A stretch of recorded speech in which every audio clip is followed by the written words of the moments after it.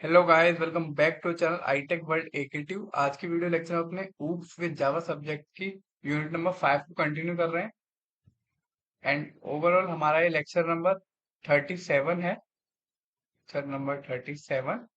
And इसमें जो हम कवर करेंगे वो टॉपिक्स रहेंगे आपके spring boot code structure, spring boot runner, logger and building restful web services. तो प्रीवियस लेक्चर में हमने स्प्रिंग बूट का बेसिक्स को कवर किया था। उसके बाद इसका कोड स्ट्रक्चर क्या होता है वो देखेंगे, इसमें रनर्स एंड लॉगर्स क्या होते हैं वो। एंड उसके बाद सबसे इम्पोर्टेंट टॉपिक जो 101% आएगा वो है इम्पोर्टेंट टॉपिक है आपका बिल्डिंग रेस्टफुल वेब सर्विसेज। तो ये वाला जो टॉपिक है आपका 101% 7 मार्क्स में आएगा। इसके अंदर कुछ सब टॉपिक्स भी होते हैं, गेट पोस्ट कोड डिलीट, इनको भी हम आगे डिस्कस करेंगे।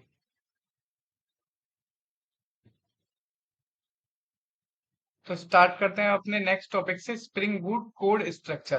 तो अभी तक हमने स्प्रिंग बूट के बेसिक्स हमने कवर कर लिए हैं। तो देखो, स्प्रिंग बूट में कोई ऐसा स्पेसिफिक लेआउट या स्पेसिफिक कोड स्ट्रक्चर नहीं होता। बट यहाँ पे कुछ ऐसी प्रैक्टिस हैं जो डेवलपर्स के द्वारा फॉलो करी जाती है, जो कि हमको भी हेल्प करेंगी। जैसे कि अपने प्रोजेक्ट्स को लेयर्स में डिवाइड करना, ठीक है। जैसा कि इस डेफिनेशन में आप देख सकते हैं, लिखा भी हुआ है, there is no specific layout और code structure for spring boot, but you can divide your project into layers like service layer, entity layer, repository layer। जैसे कि हमने स्प्रिंग बूट का फ्रेमवर्क जब आर्किटेक्चर डिस्कस किया था, मैंने आपको स्टार्टिंग में बताया था, ये वाला जो डायग्राम है काफी इंपॉर्टेंट है। तो इसमें हमने क्या कर रखा है, अपने प्रोजेक्ट्स को मॉड्यूल में डिवाइड कर रखा है। कंट्रोल लेयर अलग है, सर्विस लेयर अलग है, मॉडल अलग है, हमारा डेटाबेस अलग है, रिपोजिटरी लेयर है। सिमिलरली हम स्प्रिंग बूट के कोड में ऐसा ही करते हैं, अपने प्रोजेक्ट्स को लेयर्स में डिवाइड कर देते हैं। जैसे कि सर्विस लेयर, उसका काम क्या होगा, सिर्फ सर्विस प्रोवाइड करना। एंटिटी लेयर का काम होगा एंटिटीज को डिफाइन करना। रिपोजिटरी लेयर का काम होगा डेटाबेस से कनेक्शन करना, ठीक है। तो ये हो गया आपका क्या, स्प्रिंग बूट का कोड स्ट्रक्चर। तो इससे आपको ये समझ में आता है कोई स्पेसिफिक लेआउट या बॉर्डर प्लेट कोड नहीं है, बट आप अपने कोड को मॉड्यूल्स में डिवाइड कर सकते हो, ठीक है। मॉड्यूल्स मतलब एक जैसे पेरेंट है, उसके दो चाइल्ड्स हैं, तो ये हो गया एक मॉड्यूल। ये हो गया आपका पेरेंट मॉड्यूल और ये हो गया आपका चाइल्ड मॉड्यूल, ठीक है। तो इस तरह से आप अपने प्रोजेक्ट को डिवाइड कर सकते हो। और आपका हो सकता है पहला मॉड्यूल कुछ भी हो। फॉर एग्जांपल यहाँ पे लिया है, एक हमने पेरेंट प्रोजेक्ट लिया है, उसके दो चाइल्ड मॉड्यूल्स हैं। पहला चाइल्ड मॉड्यूल डेटा लेयर के लिए, दूसरा मॉड्यूल वेब लेयर के लिए, ठीक है। तो हम किसी किस तरह से यूज कर सकते हैं, लेकिन हमें एक बात का याद रखना है इंपॉर्टेंट, हमें डिफॉल्ट पैकेज को अवॉइड करना है। डिफॉल्ट पैकेज क्या होता है, जब it is because a class is said to be in default package when it does not include a package declaration. जब भी कोई क्लास पैकेज के डिक्लेरेशन को नहीं कंटेन करती, हम उसको क्या बोलते हैं, डिफॉल्ट पैकेज, ठीक है।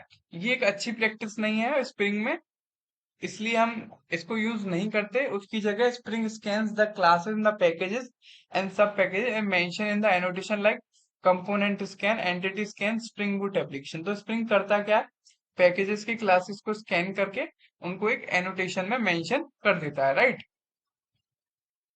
एंड इसमें एक इंपॉर्टेंट पॉइंट नोट है, यह है कि it is recommended to use Java package naming convention with a reverse domain name.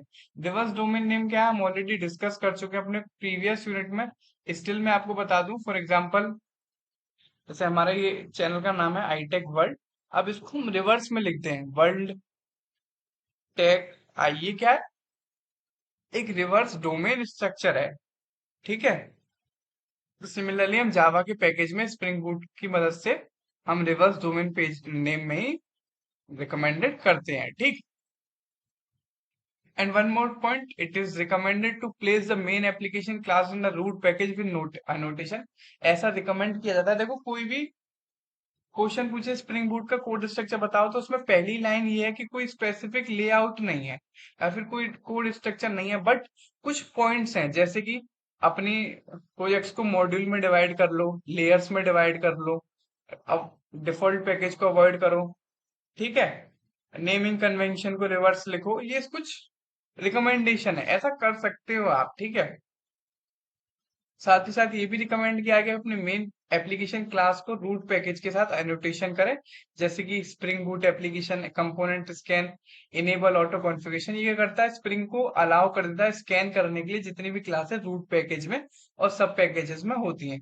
Basically developer दो अप्रोचेस को यूज करते हैं, पहला स्ट्रक्चर बाय फीचर, दूसरा स्ट्रक्चर बाय लेयर। ठीक है, तो ये काफी इंपॉर्टेंट है। यहाँ पे हमने एक एग्जांपल भी दिया है, काफी इंपॉर्टेंट एग्जांपल है। अगर आपसे कोड स्ट्रक्चर पूछे तो इसमें हमने क्या किया है, सबसे पहले मेन एप्लीकेशन डॉट जावा से क्या बनाया, रूट पैकेज बनाया। उसके बाद स्प्रिंग बूट एप्लीकेशन से एक एनोटेशन दिया।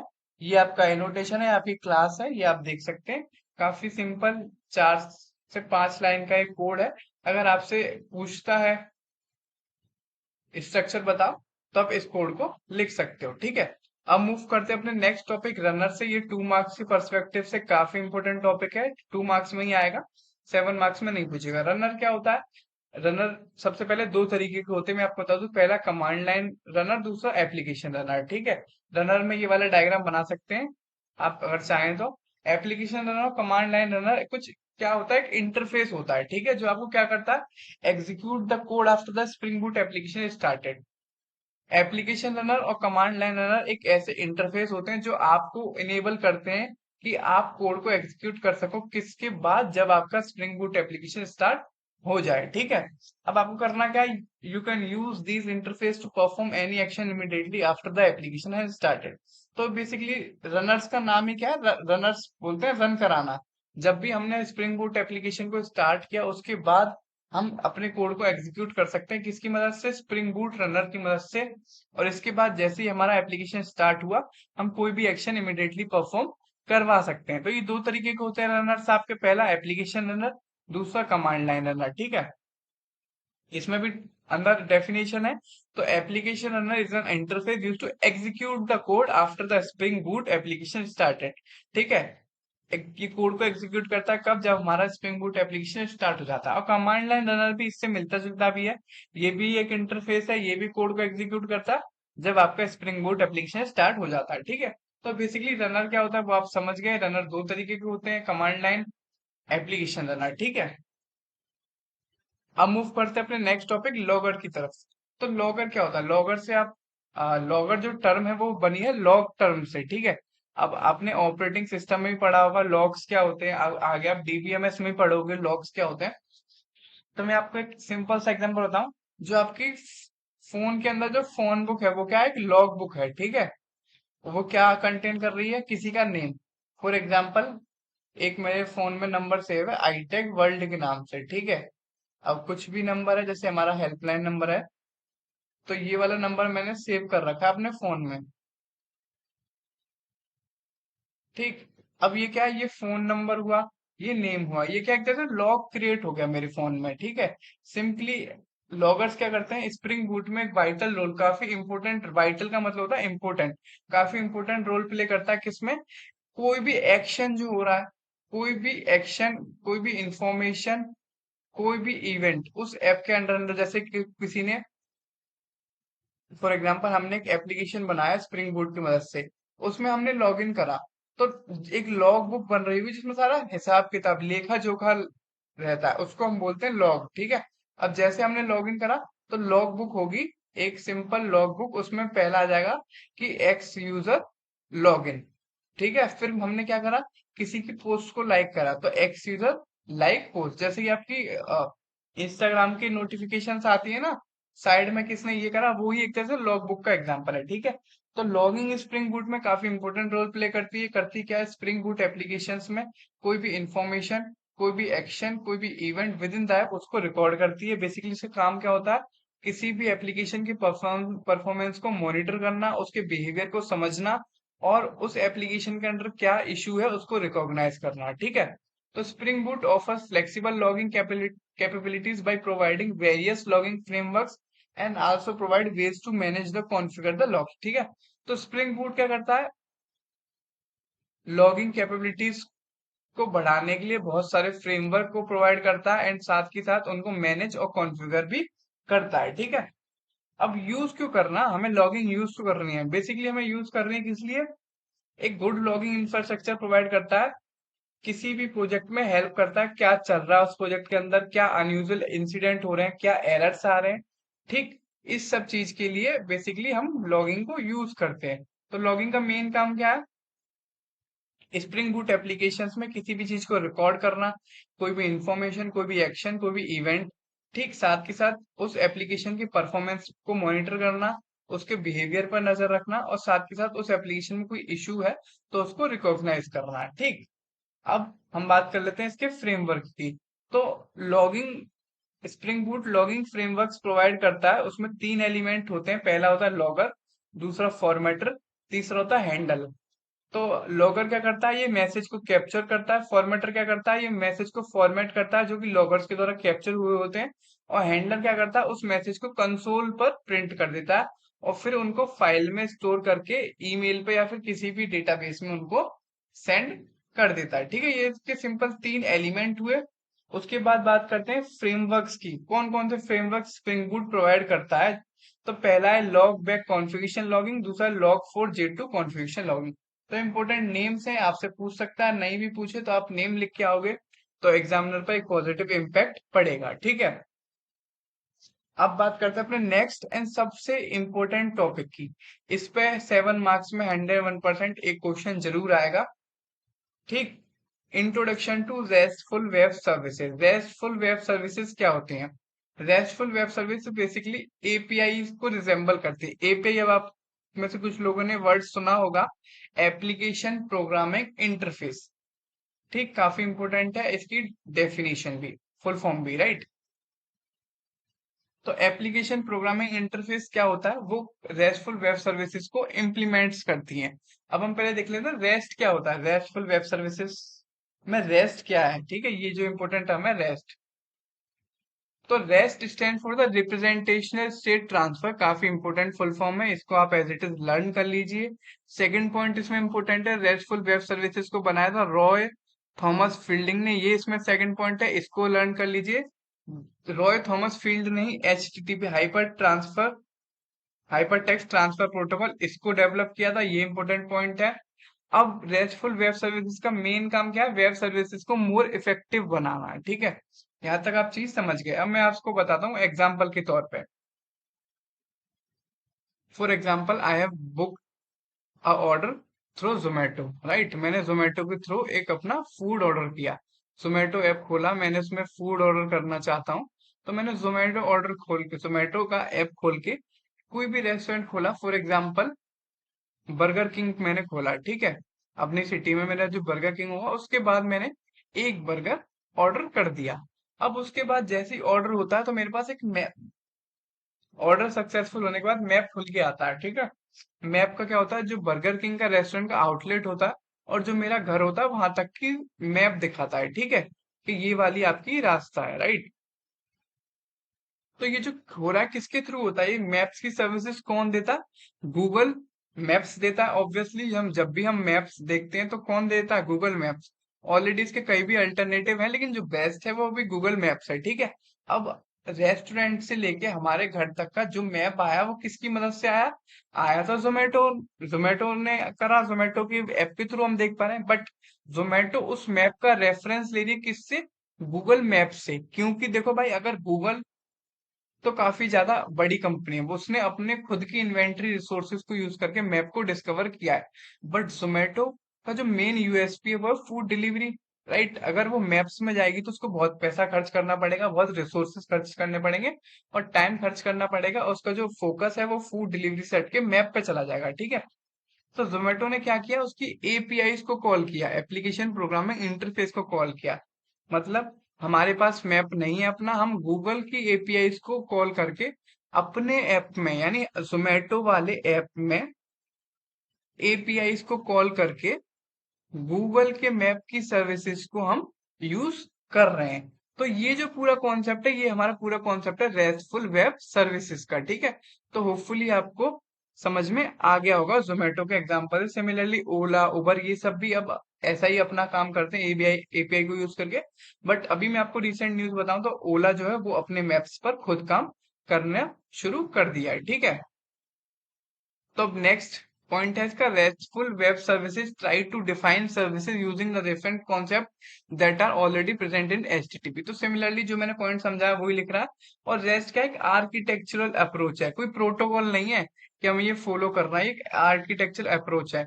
इसीलिए इसकी ठीक जो फुल फॉर्म है वो है रिप्रेजेंटेशन स्टेट ट्रांसफर। ठीक है, तो ये कोई प्रोटोकॉल नहीं है, ये क्या है, एक आर्किटेक्चर अप्रोच है। ठीक है, सो नेक्स्ट पॉइंट क्या है, it does not define the sender message exchange format. We can build rest services with both XML, XML माने extensible markup language, and JSON माने जावास्क्रिप्ट ऑब्जेक्ट नोटेशन। ये क्या है, ये सिर्फ जावास्क्रिप्ट और एचटीएमएल के एक सिंटेक्स, एक हायर वर्जन सिंटेक्स है। ठीक है, ऑल दो रेस्ट के साथ हम जो यूज करते हैं मेनली जेसॉन को यूज करते हैं।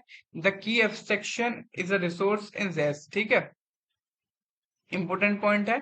नेक्स्ट इंपोर्टेंट पॉइंट क्या है, resource can be anything, it can be access through uniform resource identifier. तो जो रिसोर्स है उसको हम कैसे एक्सेस करते हैं, यूआरआई की मदद से एक्सेस करते हैं। ठीक, एग्जाम्पल मैंने आपको दे दिया। अब कुछ टर्म है एचटीटीपी के जो काफी इंपॉर्टेंट है। पहला है आपका गेट, दूसरा पुट, तीसरा पोस्ट डिलीट। ऑल्दो ये जो टर्म्स हैं इनको हम अच्छे से डिफाइन करेंगे, क्योंकि इनको भी आप इंडिविजुअली इंपॉर्टेंट मान लो, ये भी आपसे इंडिविजुअली 7 मार्क्स में पूछ सकता है। ठीक है, अगर रेस्टफुल वेब सर्विस में पूछेगा तो आपको अच्छी बात है, सब कुछ बताना है। अगर आपसे गेट, पुश, पुट, पोस्ट ये भी 7 मार्क्स में पूछ लिया तो इसको भी हम आगे डिटेल में कवर करेंगे। ठीक है, अब गेट क्या होता है, जो रिसोर्सेज है उसको रीड करता है। पुट क्या करता है, कोई भी एग्जिस्टिंग रिसोर्स है उसको अपडेट करता है। ठीक, ठीक है। पोस्ट क्या करता है, कोई भी न्यू रिसोर्स को क्रिएट करता है। और डिलीट क्या करता है, कोई भी नए रिसोर्सेज को डिलीट करता है। तो काफी इजी है, नेम से ही आपको चीजें यहाँ पे समझ में आ रही हैं। ठीक है, अब आपको रेस्टफुल वेब सर्विस में काफी इंपोर्टेंट डायग्राम बनाना है। यहाँ पे क्या है, आपका डेटाबेस है, फिर यहाँ पे आपका वेब सर्वर है, यहाँ पे आपका रेस्टफुल एपीआई, यहाँ पे आपका योर वेबसाइट एप्लीकेशन है। अब ये एप्लीकेशन में यूज कर रहा हूँ जोमेटो या फिर ओला उबर, कुछ भी यूज कर रहा हूँ। उसके बाद ये एपीआई को यूज करके अब ये कर रहा है गूगल के डेटाबेस से, गूगल के वेब सर्वर को यूज करके उस मैप्स को हमारे पास एपीआई की मदद से यहाँ पे इंडिकेट शो कर रहा है। ठीक है, तो काफी इंपॉर्टेंट डायग्राम है, आपको अच्छे से बनाना है। 7 मार्क्स में अगर आता है तो एटलीस्ट 3 से 4 पेज भर के आने हैं। रेस्टफुल वेब सर्विसेज टॉपिक पर डायग्राम भी आपको जरूर बना करके आना है। ठीक है, तो अब बात करते हैं कुछ और इम्पोर्टेंट टर्म की। ठीक है, पहला है आपका पोस्ट यूजर्स। ये क्या करता है, एक यूजर को क्रिएट करता है। जो भी हमने बात करी वही टर्म है, मेन टर्म तो ये 4 है, बट कभी भी इन टर्म को भी 2 मार्क्स में पूछ लेता है। दूसरा है गेट यूजर आईडी, एक स्पेशल यूजर आईडी मिलेगी। फॉर एग्जांपल कोई यूजर है, उसकी आईडी 101 है, तो गेट यूजर आईडी यूज करके उस यूजर की डिटेल्स को रिट्रीव करते हैं। थर्ड है गेट यूजर, उसमें सारे यूजर्स की डिटेल को रिट्रीव करते हैं। फिर है डिलीट यूजर, इसमें सारे यूजर्स को डिलीट करते हैं। फिर है डिलीट यूजर्स आईडी, इसमें किसी आईडी वाले यूजर्स को, जैसे फॉर एग्जांपल 102 आईडी है उसको डिलीट करेंगे। उसके बाद get users ID post, post ID ये करता है, ये रिट्रीव करता है किसी भी स्पेसिफिक पोस्ट के डिटेल्स को। एंड लास्ट है पोस्ट यूजर्स आईडी पोस्ट, ये करता है किसी भी यूजर्स की पोस्ट को क्रिएट करता है। तो काफी इंपोर्टेंट टर्म है, 2 मार्क्स में पूछ लेगा, नहीं पूछेगा तो भी आपको 7 मार्क्स में इनको बता करके आना है। और कई बार एचटीटी पे एक स्टैंडर्ड कोड भी आते हैं, आपने देखा होगा एकेटीयू का रिजल्ट आता है तो एकेटीयू 1व्यू पर हम रिजल्ट चेक करते हैं, तो कई बार ट्रैफिक बहुत ज्यादा हो जाता है या फिर सिलेबस फाइंड करते हैं तो उसको हटा दिया गया होता, तो कुछ एरर्स आते हैं। पहला आता है रिसोर्सेज नॉट फाउंड, ये होता है 404 एरर। ठीक है, तो अगर 404 लिखा आता है तो उसका मतलब क्या है, रिसोर्सेज नॉट फाउंड। अब 200 200 आता है तो सक्सेस, 201 आता है क्रिएटेड, 401 आता है अनऑथराइज, 500 आता है सर्वर एरर। तो आज के बाद कभी भी आप इंटरनेट यूज करोगे और एरर लिखा हुआ आएगा, एरर नंबर लिखा हुआ आएगा, तो आप समझ जाओगे कि वो एरर किस वजह से है। फॉर एग्जाम्पल मैंने एक वेबसाइट बनाई आईटेक वर्ल्ड नाम से, और उस पे ऊप्स विद जावा के नोट्स डाल दिए। ठीक है, इस वेबसाइट पर ऊप्स विद जावा के नोट डाल दिए, मेरे डेटाबेस में वो नोट्स हैं। अब आगे चल के मेरा डेटाबेस डिलीट हो गया। अब अगर हम उस नोट्स को डाउनलोड करेंगे तो क्या लिखा आएगा, रिसोर्स नॉट फाउंड, जो कि मेरा डेटाबेस था, जो मेरा रिसोर्स था वो मिल नहीं रहा है। ठीक है, ये हो गया। अब कुछ रेस्टफुल सर्विसेज के कॉन्स्टेंट्स भी होते हैं, कॉन्स्टेंट माने रूल्स होते हैं। पहला, there must be a service producer and service consumer. तो सिंपल सी बात है, जब तक किसी को सर्विस चाहिए नहीं होगी, फॉर एग्जांपल सर्विस प्रोड्यूसर हमारे केस में कौन हुआ, गूगल मैप्स। जब तक किसी को सर्विस नहीं चाहिए होगी, जब तक सर्विस प्रोड्यूस होगी नहीं, और सर्विस कंज्यूम नहीं करेगा, तब तक कंज्यूमर नहीं बनेगा। कंज्यूमर कौन हुआ यहाँ पे हमारे केस में, जोमेटो। ठीक है। सेकंड कांस्टेंट है, जो सर्विस होती है वो स्टेटलेस होती है, उसकी कोई स्टेट नहीं होती। The service result must be cacheable, the interface is uniform, the interface is uniform and exposing resources, right. Next point है, the service should be assume a layered architecture.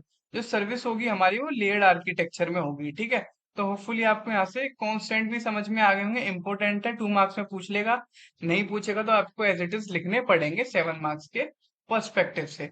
अब बात करते हैं एडवांटेज की। रेस्टफुल वेब सर्विसेज के advantage क्या होते हैं। पहला मोस्ट इंपोर्टेंट एडवांटेज, ये प्लेटफॉर्म इंडिपेंडेंट है। ऐसा नहीं है कि उसी प्लेटफॉर्म पे चलेगा, ओएस पे ही चलेगा, विंडोज पे ही चलेगा, फॉर एग्जाम्पल लाइनेक्स पे चलेगा। कुछ भी, कोई भी प्लेटफॉर्म है आपका, ओएस, कुछ भी ओएस है, कोई भी प्लेटफॉर्म है, उस सब पे ही चलेगा। मतलब ऐसा नहीं है कि किसी एक पर ही चलेगा। सेकंड, ये किसी भी प्रोग्रामिंग लैंग्वेज में हम इसको लिख सकते हैं और किसी भी प्लेटफॉर्म पर एग्जीक्यूट कर सकते हैं। और किसी भी डेटा फॉर्मेट यानी जेसॉन, जावास्क्रिप्ट ऑब्जेक्ट नोटेशन, या फिर टेक्स्ट, इवन सिंपल टेक्स्ट में, या फिर HTML hyper text markup language, या फिर एक्सएमएल एक्सटेंसिबल मार्कअप लैंग्वेज, किसी भी डेटा फॉर्मेट में हम इसको लिख सकते हैं। और एक और हमारी एपीआई होती है सोप, सर्विस ओरिएंटेड आर्किटेक्चर। ठीक। तो एक सोआ होती है, एक सोप होती है। तो उसका अभी हमारे सिलेबस में कोई जिक्र नहीं है, तो अभी हम उसको पढ़ेंगे नहीं। बट सोप के कंपैरिजन में काफी फास्ट होती है, क्योंकि सोप में बहुत सारे स्ट्रिक्ट स्पेसिफिकेशन होते हैं। ठीक है। सिंपल ऑब्जेक्ट एक्सेस प्रोटोकॉल इसकी डेफिनेशन फुल फॉर्म होती है। क्या होती है, सिंपल ऑब्जेक्ट एक्सेस प्रोटोकॉल। एक होती है सोआ, जिसकी फुल फॉर्म होती है सर्विस ओरिएंटेड आर्किटेक्चर। तो ये दो होती है, बट ये आपके सिलेबस में नहीं है। आगे जब भी आप आर्टिफिशियल इंटेलिजेंस या फिर वेब टेक्नोलॉजी पढ़ोगे तो ये उसका सब्जेक्ट का पार्ट है। ठीक है। नेक्स्ट पॉइंट है, ये रियूजेबल होती है और दे आर लैंग्वेज न्यूट्रल होती है। तो सिंपल है, एक बार हमने एपीआई बनाई तो उसको बार बार यूज कर सकते हैं। ऐसा थोड़ी ना कि हम ओला को एक बार बुक कर रहे हैं तो बार बार उसके डेवलपर को गूगल मैप्स से एपीआई लेनी पड़ेगी। एक बार लो, कितनी बार यूज करो। फिर है दे आर लैंग्वेज न्यूट्रल, यानी आप किसी भी लैंग्वेज में एपीआई को लिख सकते हो। ठीक है। तो आज के लेक्चर में सिर्फ इतना ही। बाकी हमारे जो आगे टॉपिक्स हैं उनको हम नेक्स्ट लेक्चर में कवर करेंगे। तब तक के लिए वीडियो पसंद आई हो तो इसको लाइक करें। स्टिल कोई डाउट हो तो कमेंट बॉक्स में कमेंट कर सकते हैं। वीडियो को अपने दोस्तों के साथ शेयर करना ना भूलें एंड चैनल को सब्सक्राइब जरूर करें। थैंक